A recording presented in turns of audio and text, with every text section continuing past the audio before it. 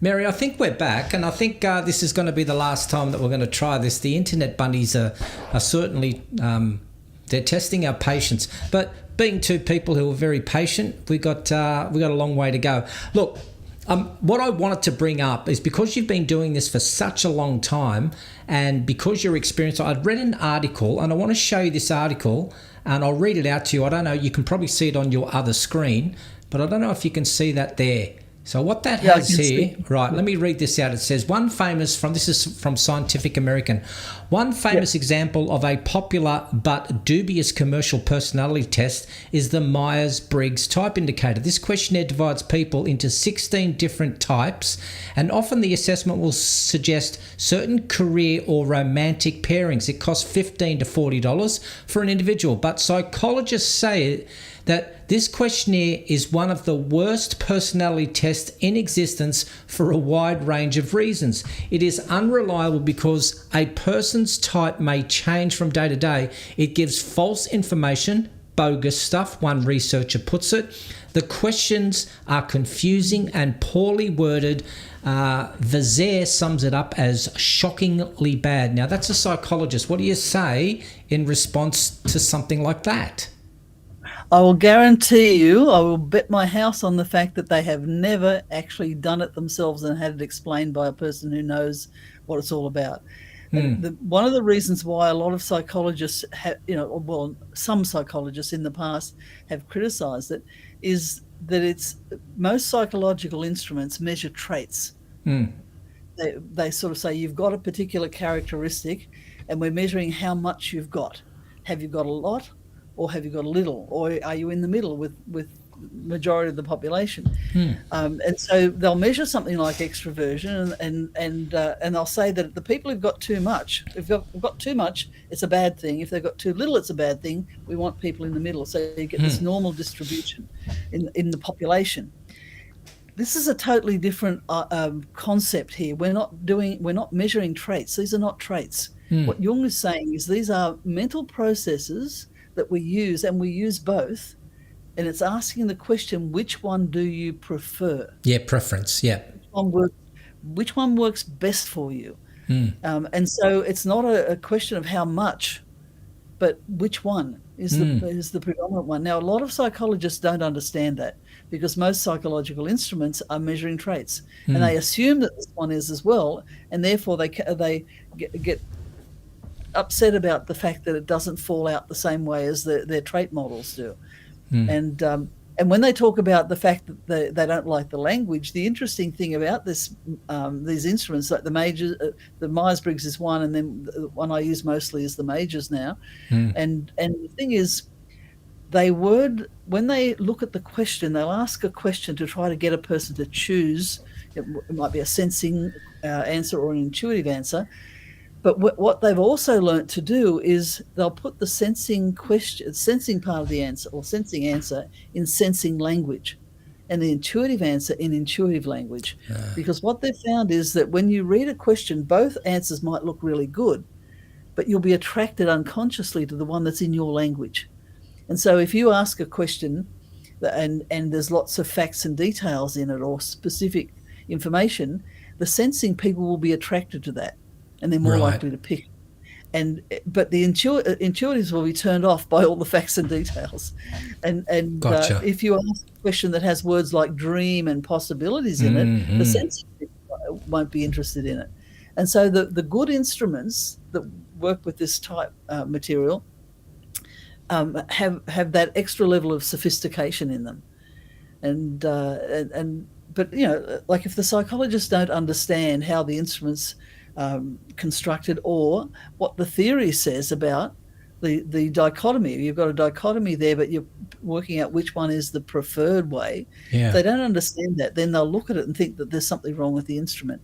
But it's really just a lack of knowledge of the psychologists. So there's been enormous research since the 1940s. Thousands, literally thousands and thousands and thousands of studies all around the world on this stuff.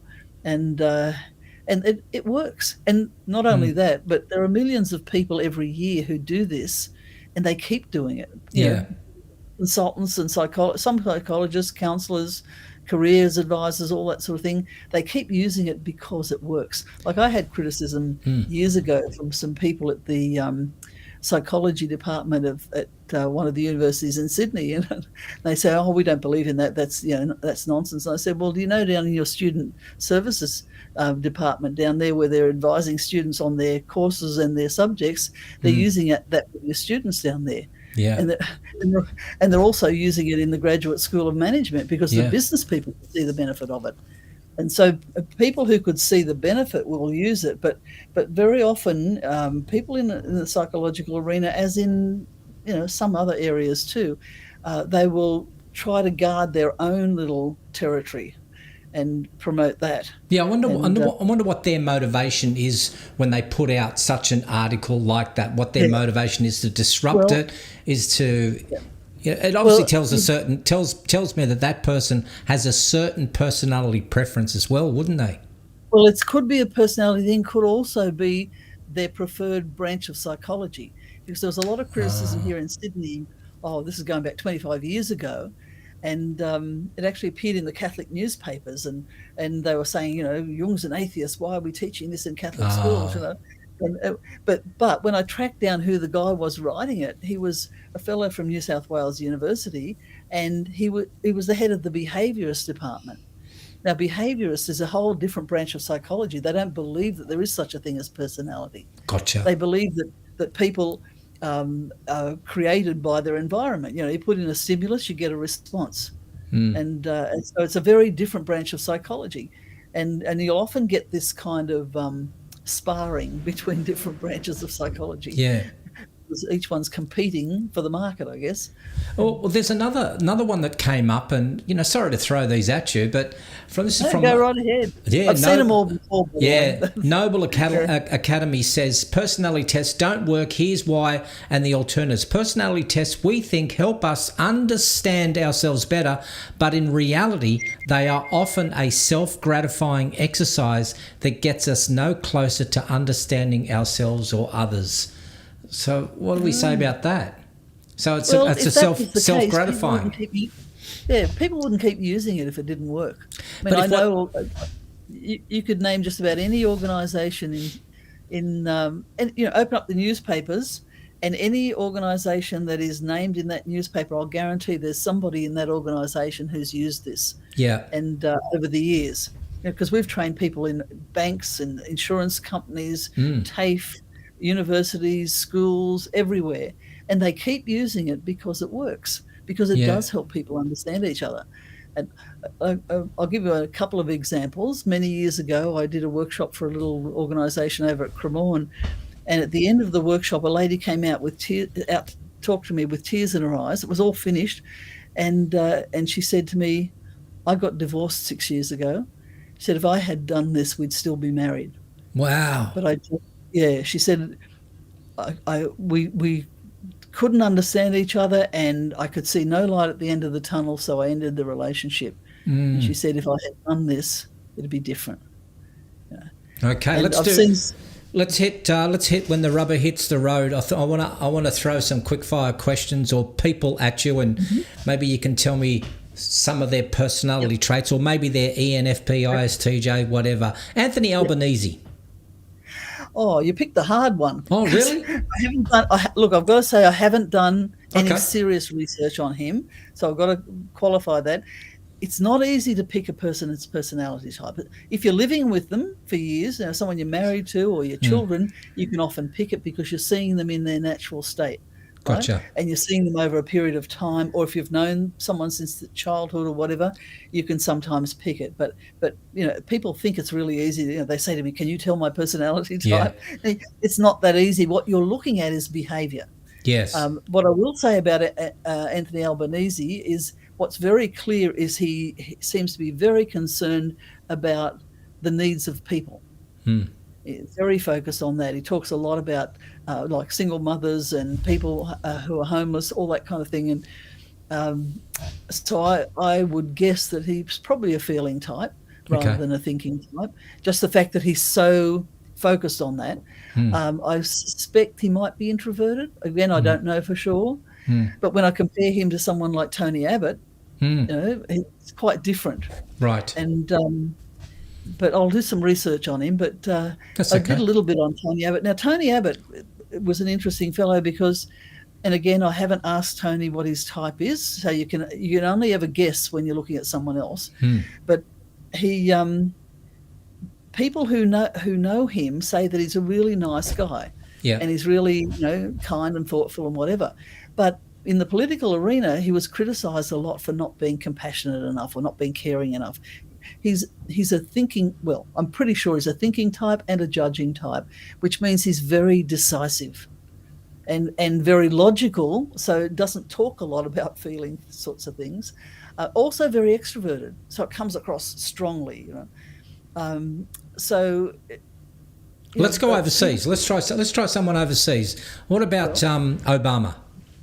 Obama. Well, the interesting thing was they were both in office at the same time. Obama was in office when Tony Abbott was in office, and over here they're complaining about Tony Abbott not being sensitive enough. Over there, they're complaining about Barack Obama and say he's not tough enough. Gotcha. Obama was a feeling type. Yeah. He's an INFP, and I spent 5 years reading about him. I read 17 books. I've never read that many books on anybody before, but I found him really hard to pick because he looked a bit extroverted, but he also looked reflective. And every book I picked up written by anyone who knew him said he was a very reflective person. Okay. Introspective. So I thought he's got to be an introvert, but he seemed to be very at ease in public. What about particularly with people? Sorry, I was just going to say, what about our good favourite, Mr. Donald Trump? Oh God. Well, now let me say something here. You're not judging, are you? You're not judging. You're just going to be I've got a pure. hunch about Yeah, his go type, on. Go on. And there's a little bit of agreement from what I can see in the type community about his type. The problem is, if a person is not well developed, it gets much more difficult to tell their type, to be sure of their type. He looks like probably an ESTP, but I wouldn't be absolutely certain about it. But one of the interesting things, some of the research on behaviour of ESTPs, one of the things they do, if they're cornered or if they're not getting their own way, is throw tantrums or threaten people. And it's the sort of thing he does. And but who knows? Who knows? And his arch nemesis, Mr. Biden. Mr. Biden. Again, I haven't done a huge amount of research, but I've been watching him for a long time because I pay a lot of attention to American politics. And I think he's probably an ENFJ, possibly ESFJ, but I think he's more N, which is why sometimes he mixes up words, because I do that too. But he's an extrovert. And he's a feeler. Like, he talks about feeling stuff, and when he's out at different functions, if he runs into a child who's a stutterer, he gives them his phone number, his personal phone number, and tells them to ring him, because he was a stutterer as a child, and he's very supportive of anybody who's got that kind of disability, and so he's it makes sense that he's probably a feeling type, and when he sort of, not so much recently, but a few years back, he got a lot of criticism because he'd put his arm around people and do that. But that's what feeling types often do, especially ENFJs. And ENFJ is very similar to Oprah Winfrey. Yeah. I mean, she got paid for hugging people and saying nice things about them. Sort of, it's just a natural thing for them. And I've got one up here by a pub test who has just put up. He's got, how about Kevin Rudd? So nice in public, however, very dark in private. Ooh. Well, I don't know about his private life. So I don't know.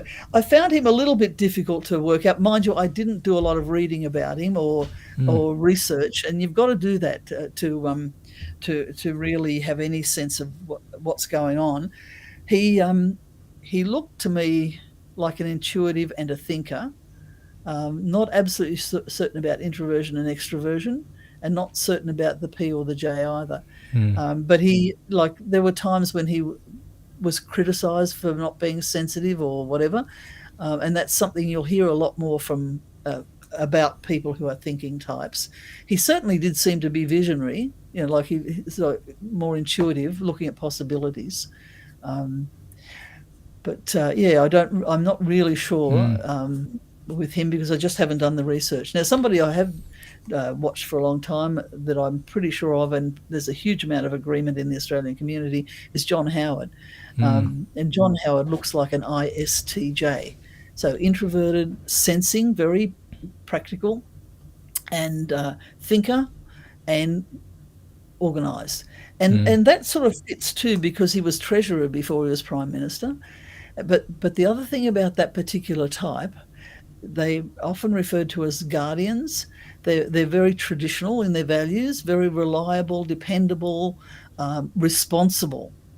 And I remember they're not flamboyant, they're not risk takers. They will do what's safe and what they know works. Okay. And I remember he got a lot of criticism from people when people were saying, why doesn't he say sorry to the Aborigines on behalf of the Australian government? And I worked it out myself, just knowing his type, that he probably wouldn't do that. He probably would like to do it for himself personally, but not on behalf of the government, because there would be a part of him saying, if I do that, it might open the government up to litigation, and that would be a very irresponsible thing for me to do, and then to walk out and leave some other prime minister to handle all that. And of course, years later, he came out and said that he was worried about litigation, and so it was that sort of sense of responsibility that would have stopped him from doing that. So, Pub Test just wrote here, he said, my grandmother and I had lunch with John Howard. He was a nice bloke and very kind to my grandmother. Yes. Yep. He would be. ISTJs, even though they're thinking types, they as they get older, the feeling side, which is in there, like it comes out as well. Remember I said as we get older, we develop that balance in the personality, and they can be extremely compassionate people, very caring, thoughtful. I remember saying to someone many, many years ago, there was an ISTJ. I had 3 ISTJs in this workshop, and one of them was in his late 60s. And I said to someone, I would love to take him home as a grandfather to my children. They're just beautiful grandfathers. Yeah. And I imagine John Howard would be like that too. Now, another one I should talk to you about, since he's topical at the moment, is Elvis Presley. I've done a lot of research on Elvis. I wrote a few articles on him, and if you get on some of the websites, they'll say, oh, yeah, Elvis Presley's an extrovert, because that's what they see on stage. But he's not an extrovert. He was never an extrovert. He was any book written by anyone who knew him, including Priscilla. In 2006, she wrote a book, and she said, behind the walls of Gracelands, Elvis was an intensely private man who led an intensely private life. And he when he got on stage, the extroverted side of his personality came out, and that was the physical sensing side. So play the guitar, swivel the hips, sing. He could do all that, and he even taught himself how to play the piano, just from his ear. He never had any piano lessons, never had any singing lessons, except that he used to sing with the gospel choirs at the local churches and that. But like he could behave like an extrovert, but when the concert was over, he'd go away and get his quiet time. Do you think there's truth in the types that opposites attract? So if I'm ENFP, probably the best type for me would be an ISTJ. Is that any truth in the matter, or should I be? You wouldn't necessarily say the best type for you, but very often we are attracted to somebody who's different in some way. Sometimes it's every preference, but sometimes it might be 1 or 2 preferences, because that's what makes them interesting. Now, the interesting thing about ENFPs, almost every ENFP I have ever met, and that I could run into hundreds and hundreds through this work, almost every one of them was either is or was at some stage married to an ISTJ. Okay, there you go. But not all the marriages survived. Have you done any research on people like Ivan Milat or Jeffrey Dahmer? No, but there's when you've got somebody like that, there's something else going on. It's not personality. Yeah, I think so. There's a screw loose somewhere. Yeah. Something that didn't develop in their personality, like some Yeah. aspect of the person that has never developed, like that compassion, for example. But we could say that about politicians, couldn't we? Well, we could say the same. From what I've seen, when you get up close to politicians, most of them probably go in there for the right reasons. Yeah. They go in there wanting to do some good. Now, Yeah. they probably want to look after themselves as well, but they want to do some good for the community. But what happens is they're in there, and there's pressure on them from all sorts of people, and some of them just do the best they can to survive. And some stick to their values more than others, I think. Do you think it might be a good idea? We could start a movement here, Mary, that what we should do is on LinkedIn, you know how some people put up their pronouns, she, her, they, them, he, him. Should we put up Gerald Porschman in brackets ENFP? Would they? Oh, some people do that, like do in the they? type community, because there's a huge type community around the world. People that go to conferences together and do all this, and they actually do that on the programs. You'll see that Mary McGuiness ENFP. Yeah. We've got a conference coming up in Brisbane on the 1st and 2nd of September, the Association for Psychological Type, and we all put our types on that. Yeah. Because some people like to know, am I going to get an extroverted presentation or a quiet presentation? That's interesting. That would be interesting. Yeah. So, but it's certainly helpful. Like, I've got a lot of nieces and nephews who now have little children of their own. And over the years, I've taught a lot of them about type and helped them work out their own type. And it's interesting now because they observe their children. And in one particular family, there's 3 little girls, and they realised that at one stage they had an introvert in a bedroom with an extrovert, and then the baby was another. Well, we're not sure, but we think she's probably an extrovert. The poor introverted child was going crazy because of all the noise, and so they put her in a room on her own and put the 2 extroverts in the bedroom together, and they're all happy. Because the extroverts don't necessarily want a room of their own when they're little. No. They want company, and whereas the introverts, they need that space. And I've had a couple of families that have called me in to work with their teenage children, and in 2 families, they were twins. They had twins. And they were teenagers, and in both cases it was exactly the same problem. One twin was out all the time going to parties, having a great social life, and the other child stayed in their room a lot with the door closed. And parents were worried about the one that was staying home. Sort of, what's wrong with him? And that one boy was 17 years old, and they were really concerned about him. And what I found out as I got to know him was he was in his room writing poetry and doing art. Wow, yeah. Beautiful stuff. It was in the perfect place for him. He didn't want to go out to parties all the time. Isn't that what Sir Ken Robinson had said, I think, in one of his TED Talks, that education is killing creativity? He spoke about that, they took this young girl to, a psychologist and a psychiatrist and a doctor, and they left her in a room for a while, put the music on, and she was dancing to the music. And the doctor came back to the parents and said, "There's nothing wrong with your daughter, is that she's not, has any sort of disability. She's a dancer, and so get her out there to go and dance." Is this transferable? Meaning, is it a hereditary gene that? Well, I don't know that there's been enough research done on that, but I can tell you anecdotally, if you get 2 parents who are similar type, you'll often have children who are very similar, but you might get that one kid who's like old Grandma Gertrude. And when they get a family function, that child will go straight to that person. Yeah. They seem to instinctively know who's the person that's like them. So I think there probably is a genetic component, but I think there needs to be a lot more research done on it. It's only anecdotal at the moment. And, well, there's been, like you said, there's been a lot of research, and I think you said since the 40s, 1940, huge amount of research, like literally thousands and thousands of studies, and I know there've been some done in Australia as well. People doing the assignments for graduate and postgraduate, even PhD, and they've used type in that. There's been research that indicates a link between ADHD and type, and also between type and Asperger's. So So just go quickly with the ADHD. Just go quickly with the ADHD and type. Tell me about the type there. There was some research done over in America years ago, and they said anyone with E and P in their type, that's me. But particularly ESFP or ESTP. Right.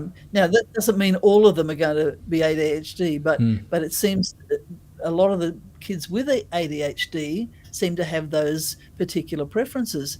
And my guess is that it's not so much that they've got ADHD, but they're around a lot of introverted people who think there's something wrong with them.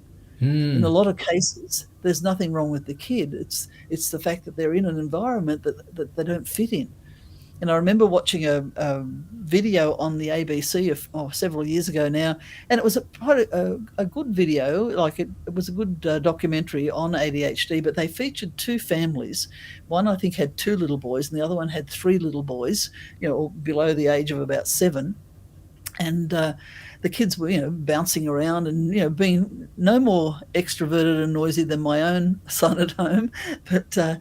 But what was really obvious is that both of the mothers were really introverted, were clearly introverted.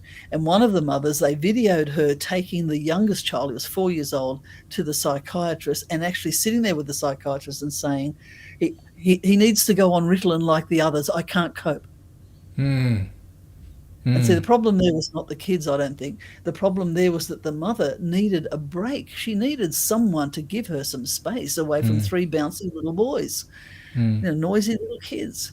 And so if you've got a couple of extroverted children with an introverted mother, and she's never, ever getting any time alone, that's a major stress. And when people understand that, do something about it, then we probably wouldn't have so many kids on Ritalin. I think you could be absolutely true there. We just got to be able to know our kids a little bit better rather than throwing them on a whole bunch of a cocktail of drugs. Mary, I've loved chatting with you, even though we've had a few hiccups here and there with the internet. The internet fairies will get us on one day, but we seem to have sorted it out in the last half. Thank you for your time. Where can people find you? Where can people find you? The Institute for Type Development. It's right. www.itd.net.au. Just look up Institute for Type Development. There's a phone number there. You can call me. I don't mind people ringing me as often as you like. I'm an extrovert. I love to talk. So, and we run courses, by the way. We run introductory courses. We go into organisations, or occasionally we'll run them public courses, and people can come along. But we also train people to use the Majors Personality Type Inventory because you have to be licensed to use it. And we do that in a 3-day program or a little bit longer over Zoom. And and then we also offer some courses for people who are already accredited to look at how to use it in coaching or team building or whatever. Idea. So we do a few things, and we do one-on-ones, and we do families, and whatever.